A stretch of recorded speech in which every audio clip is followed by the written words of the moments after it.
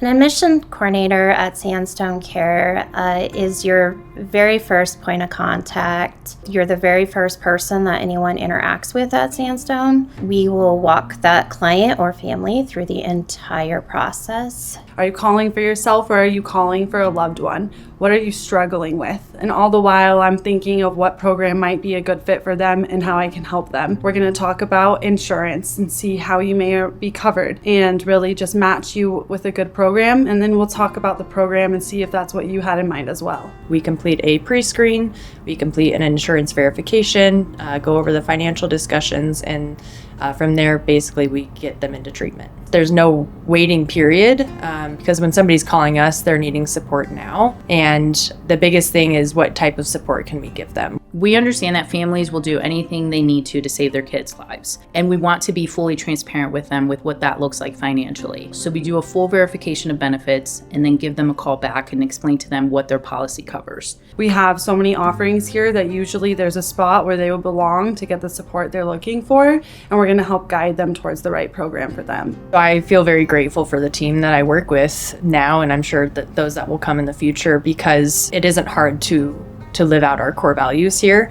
It's just how we operate. Sandstone Care has actually been one of the first companies I've ever worked for that consistently talks about their core values. And it's actually pretty cool because we can see how they're practiced throughout the team and every day. So for example, like ridiculously service oriented, everybody here has that quality because they're willing to pick up the phone at any time, even if they're super busy, and wanting to support families on the other end. People are smiling, people are laughing, people are giving each other hugs. You'll find food in the fridge. We celebrate birthdays. And again, it's not about numbers next to our name. It's about families that we have supported and gotten into treatment and saved. And what does that ripple effect look like? In my experience, what makes a great admissions coordinator is someone who loves to put a puzzle together. I get information from the client, I get information from the family, I get information from insurance, I get information from my clinical team, and I have to make it all fit together to click. And when you achieve that, it's really satisfying. So what makes a great admissions coordinator, first of all, is somebody who's listening. Your job is to listen, your job is to validate. So listening without judgment, being able to take any story and not phase you, be the calm in the storm. A great admissions coordinator would have passion for the work that they do and passion for Sandstone, like understanding that we're doing the best that we can and our clients are our top priority. Like we're always going to do something in favor of the client. Being ridiculously service-oriented is the main Sandstone core value that I see every day in admissions coordinators. We don't give up for people. We're always looking for a way around. We don't like to tell people no. I want to tell you yes, and if I have to tell you no, I'll find someone who can tell you yes. I have been able to get animals cared for while going to detox or residential level of care. I have been in contact with universities to support with medical leave absences and guiding them in the right direction so that they don't have to worry about scholarships being lost or families' tuition money that they saved away being lost.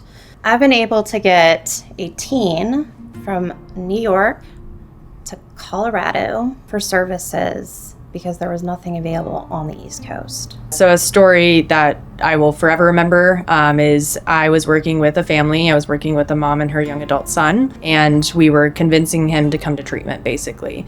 We got him to the treatment center, and he wouldn't get out of the car. And so our lovely behavior technicians were trying to work with him. I was on the phone with him. I had been working with him for probably over 5 months at this point. He finally got out of the car, and then that night he decided to leave. We were able to get him to come back, but I was also able to help the mom kind of establish those boundaries of don't just go and get him. 3 months after that, he finished our IOP. I met him actually at our Denver office. I kind of just ran into him in the parking lot, and he had graduated. He was doing well. He had his driver's license back. He had completed all of our programming. He had a job. He was back in good standing with probation, and his mom reached out to me a couple months ago. This was last year. So his mom reached out to me a couple months ago to inform me that he has his own place. He has a savings account. He has a girlfriend. So it's not only that treatment can change your life, but it's that, that amount of support when you're not able to make the decision, that it's just gonna be there for you. You can say no today, and that's okay. And we'll be here tomorrow.